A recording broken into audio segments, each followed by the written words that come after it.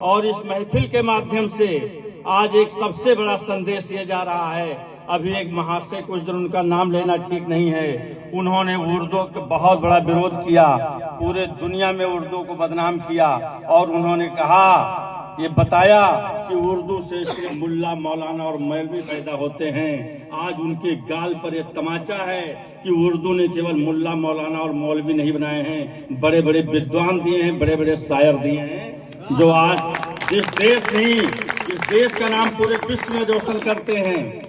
और यहाँ के बड़े बड़े शायर जिन्होंने दुनिया भर में जाकर के, पाकिस्तान की धरती पर जाकर के, वहां पर जाकर के आईना दिखाया है, उसमें हमारे प्रोफेसर वसीम बरेलवी साहब, मुनव्वर राना साहब, राहत इंदौरी साहब, इन लोगों ने जो बात जाकर के पाकिस्तान की धरती पे कही, पाकिस्तान को जो आईना दिखाया, उससे हमारे उन महाशय साहब को शर्मसार हो जाना चाहिए।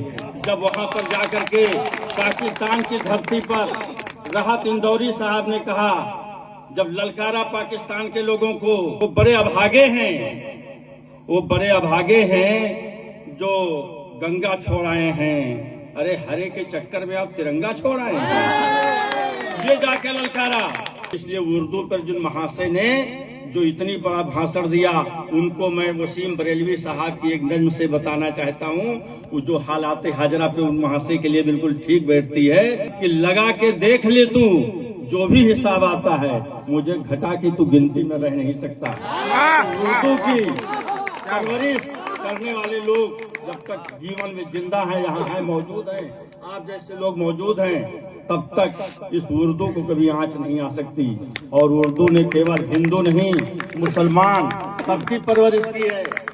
लेकिन आजकल के कुछ लोग निकल पड़े हैं जो उर्दू को बदनाम करते हैं। उर्दू इतनी मीठी जुबान है जो आपके दिलों में मोहब्बत घोल देती है, शहद डाल देती है। तो सरदार भगत सिंह ने उर्दू में ही सबसे बड़ा नारा दिया था, इंकलाब जिंदाबाद, पहला शब्द उन्होंने प्रयोग किया था। और उसके बाद आज उन्हीं की दी हुई आजादी में अब मौज मस्ती करने वाले लोग जो उसमें अंग्रेजों की गुलामी कर रहे थे, आज उस उर्दू को बदनाम कर रहे हैं, सरदार भगत सिंह को, उनकी शहादत को मजाक उड़ा रहे हैं। मैंने प्रण ले लिया कि मुझे एक जहाँ साहित्य की बात आएगी, वहाँ ये सोफा नहीं, अगर नीचे चटाई भी होगी तो घास पे बैठ के पूरी रात में सुन सकता हूँ।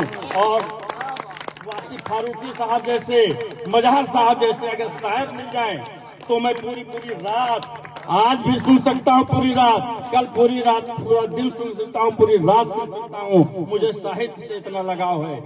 तो इतना, तो वहां पे जाकर के जब मुशायरा चल रहा था, तो जब वहां पे अखिलेश यादव साहब पूरा बैठे रहे, तो वसीम बरेलवी साहब जब खड़े हुए तो उन्होंने बहुत धन्यवाद दिया, कहा 73 वर्ष मुझे मंचों पे जाते हो गया, ये पहला मौका है कि जब किसी प्रदेश का वजीर आला पहले शायर से लेके अंतिम शायर तक सुना हो। तो जिसका साहित्य से उतना लगाव है, उसका अपने मुल्क से कितना लगाव होगा, अपनी जनता से, अपने लोगों से कितना लगाव होगा। तो मेरी परवरिश वहां उस समाजवादी पार्टी में श्री अखिलेश यादव जी के साथ और नेताजी के साथ हो रही है। ये हालाते हाजरा पे, और आज की नस्ल से मैं ये जरूर बताना चाहता हूँ, तमाम नए शायर हैं, वहां तक मेरा संदेश पहुंचे कि जब कभी वो किसी की शायरी और नज्म पढ़ें तो कम से कम उस शायर का नाम जरूर ले लें। आजकल ये नया फैशन चला है कि शायरी पढ़ेंगे और अपने उस पे लगा देंगे टैग कि मैंने पढ़ा है, उसकी सारी कीमत समाप्त हो जाती है। आजकल के नए शायर वो पहुंचते हैं और अपना गीत सुनाते हैं, लोगों को लगता है उसकी। और ये बात नहीं, एक बार एक जज साहब थे और उनकी विदाई हो रही थी और उन्होंने एक शायरी वसीम बरेलवी साहब की पढ़ दी कि जहां रहेगा वही रोशनी लुटाएगा। उन्होंने कहा आप खाली करके जा रहे हैं साहब, बहुत दिक्कत होगी, आप इसकी भरपाई नहीं हो पाएगी। तो उन्होंने शायरी सुनाया कि जहां रहेगा वही रोशनी लुटाएगा, किसी चिराग का अपना मकान नहीं होता। और वकील लोग जो बाल में खाल निकालने वाले लोग, जब वो जज साहब चले गए तो उन्होंने कहा कि ये तो वसीम साहब की थी, चिपका के चले गए। पूरा कहना बेकार हो गया। मैं बाद में ईद के मौके पर गया उनके घर और मैंने कहा साहब अब दोबारा कभी पढ़िएगा तो ये ध्यान रखिएगा कि शायर का नाम न भूलिएगा। अगर ये नाम ले लिए होते आप वसीम साहब का तो इसका तो उन्होंने कहा हजरत हम माफ करिए, अब दोबारा ऐसी गुस्ताखी कभी नहीं होगी।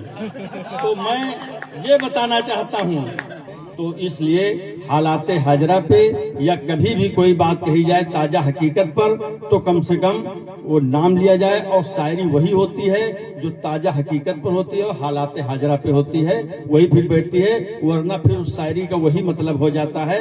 किसी ने कहा, एक बार किसी ने कहा कि 3 अक्षर अंग्रेजी के जान लीजिए और उससे आप कहीं जाएंगे आपका काम चल जाएगा। लेकिन वो फंस गए। कहा कि क्या क्या कहें, एस नो वेरी गुड, तो कहें ये 3 अक्षर जान लीजिए और आप कहीं जाएंगे तो आपको कोई दिक्कत नहीं होगी अंग्रेजी। तो उन्होंने कहा अच्छा, इसमें तो ट्रेन में चल रहे थे, किसी का कंबल चोरी हो गया, आया उसने कहा कि आपने कंबल चुराया है, कहें यस, कहें वापस करेंगे, कहें नो, तो कहें आपको FIR लिखवा के जेल भिजवा दे, कहा वेरी गुड, वो चले गए जेल में। तो वही हाल शायरी का है कि अगर आपने सही जगह नहीं कहा, आपने सही जगह उसका इस्तेमाल नहीं किया तो बिल्कुल उसी तरह आप फंस जाएंगे। बहुत बहुत आप लोगों का आभार, धन्यवाद।